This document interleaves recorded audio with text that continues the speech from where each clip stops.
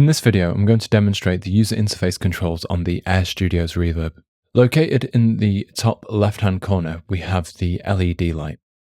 This is an indication as to whether your impulse responses are still loading into the convolution engine. If this is always flickering red and green, it means you likely have a sample issue. To the right of that is the CPU meter, which is an indication of how hard the processor on your machine is working. At the very right-hand side of the top menu, we have the information icon, which enables us to then hover over any particular control and learn about it. So, for example, I can hover over the signal mixer and learn about that particular signal. To the right of that is the global plugin settings, which will affect every single plugin that you have in your session. I'm not going to cover these particular settings in this video, but if you are interested, please do see the user manual. Below the top menu, we've got the preset bar. Now, using the drop-down arrow on the left, we can open up the preset menu. And on the left-hand side, we've got the two different types of filters that you can choose from. You can either filter through instrument family. For example, I can select high strings and see the violin presets, or I can filter via the character of that particular preset. So, for example, choosing epic will give me some drum reverbs, for example. Moving to the right of the filters, we've got the factory preset list where we can see the whole range of factory presets. And to the right of each preset is a starred icon. Once you've starred a preset, if you click the star at the very top of the interface, we can see all the patches we've favorited.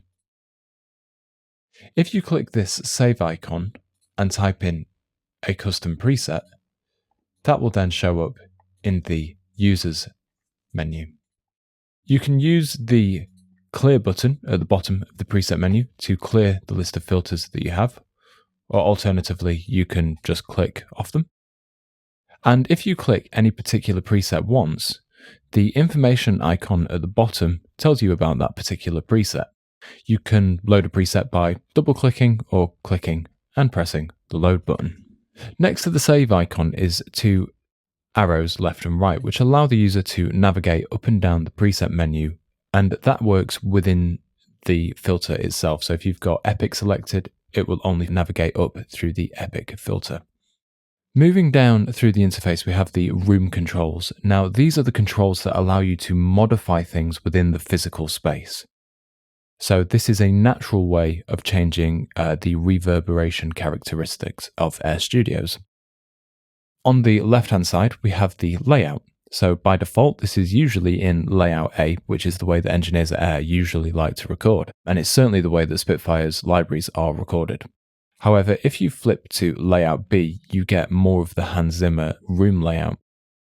This is where the ensemble changes round, and also the configuration of the decker tree placements and the outriggers and the more traditional microphone placements. The canopy is a physical floating ceiling in the room at AIR Studios, and we've recorded different impulse responses with that at different heights. So, for example, you can choose to have that canopy low, medium, or high. If you have it higher, you're more likely to have bigger reverberation times, and it's more likely to really fill the space. Now, on that floating canopy, what we also have is two different absorption materials depending on your preference. So the Melotech absorption, that will give you a slightly softer sound, but you can change this to wood and that will give you a more reflective sound. The gallery damping allows you to place absorption in the galleries that surround AIR Studios. So if we look at the map here on the left-hand side, that is the three floating squares around the back. They are raised up on top of the studio floor, and they are almost like a viewing gallery. And as you can see, when I change it to damping out, the absorption is actually removed from the UI. So moving down the interface once more, we have four different pages. We have the mixer page, we have the source page, the shape page, and also the EQ page. Starting with the mixer, we have this interactive map on the left-hand side, which is going to show you a number of different things. We can click and drag the player position or the ensemble position in the room where we would like the performer to be. We can either click and drag, or we can simply click a particular location. If you look at the signals to the right, you can see that I have the tree and outrigger mics turned on with these toggles at the bottom. Now, if you look at the light interactive guide, if I turn both of these microphones off, the lights go out. So you can use this to see exactly which microphones you have enabled. And if you have one selected in particular, it'll have a little ring around it, so you can see which particular microphone you have selected. To the right, we have the signal faders, which is where we can adjust the level of a particular signal. And when one of these controls is active, you'll have a mute and solo available to you just beneath it. Moving to the source page, this is a really, really flexible tool, and it allows you to change how the performance radiates in the space. All these controls work within the rotation control. Rotation allows you to change which way the player is facing. So if I go to the mixer page here, we can see here that the two arrows are now facing to the right of the map. And if I was to move this to the back, we can see that the player is now facing towards the back of the room. Now, you can couple this with the further source control. So if I decide to increase the left-hand side, the source is now going to radiate more left, but still facing towards the front and the control room. And likewise, I can bring this up to the right, and I can bring it more towards the back. So we have real control over how the source is radiating. The final control on this is the sub control. Sub isn't reflected in the UI, but this is a really specific control, which is where we've recorded individual sub IRs to really get the true low-end resonance of AIR Studios. So when this is at 100%, you should have the full low frequency response of the room. This will be recorded below 200 Hz, so effectively anything you dial in here will add below 200 Hz into the signal. You can use the reset button to restore this to the default positions. Moving on to the shape page. Shape is useful for controlling the overall envelope of the reverb. So this is how long it goes on for, how short it is. This is more about the digital manipulation of the space and less about the acoustical manipulation.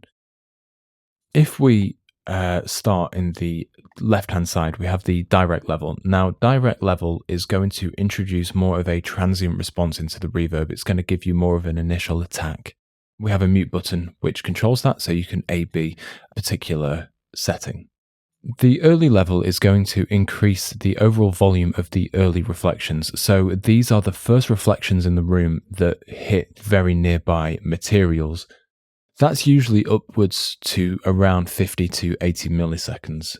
And if we enable this stretch mode in the top right hand corner, which I'll come back to, we can stretch out the duration of those early reflections.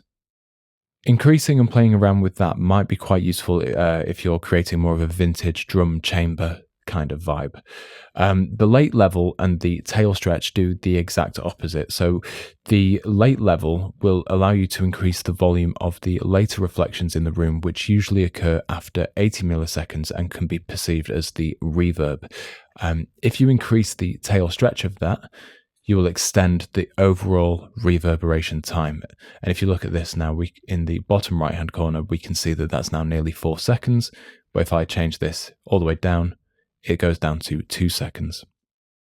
The stretch mode is particularly useful because it features 5 different algorithms. The retro algorithm will alter the actual playback speed of the impulse response as you stretch it longer or shorter. If you do that, the impulse response will be affected in the frequency domain. So the frequency of your impulse response under retro will change. The granular option is a little bit different because instead of stretching and altering the pitch, what that will do is it will pick a particular aspect of the reverb and loop it. The next three stretch modes are all the same, however, the quality of them is slightly different.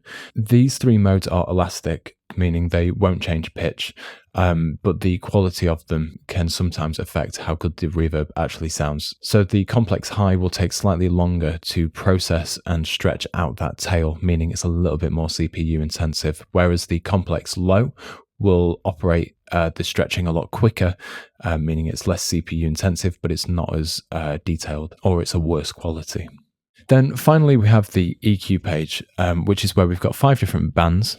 They are all clickable on the interface, so you can click and drag the nodes around. Using the type controls in the bottom left-hand corner, we can change the particular type of EQ curve for that band. So if I drop in the high-pass filter, we can see that is now a high-pass filter.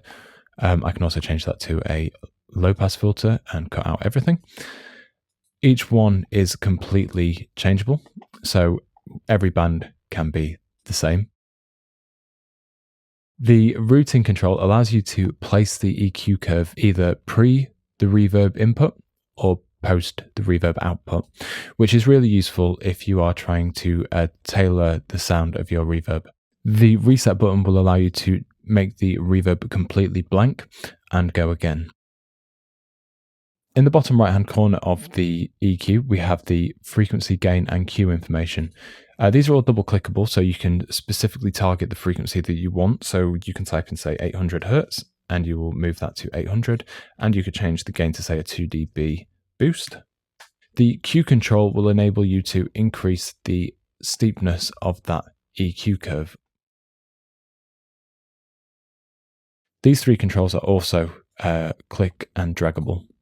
Moving down to the very bottom of the interface, we've got the input gain, which allows you to increase or decrease the input level to the plugin. To the right of this, we have the stereo width control. So if I just flick back to the interactive graph so we can see what this is doing, if I decrease the width, the two pucks that indicate the source position will go on top of each other. Likewise, if this was mono, we'll see that the width is now grayed out and we can only have one puck to move around. Moving to the right, we have the pre-delay, which will enable us to add time between the initial sound coming into the reverb and then when we hear the first reflections start to happen. You can use the sync button in order to sync this to the BPM of your DAW.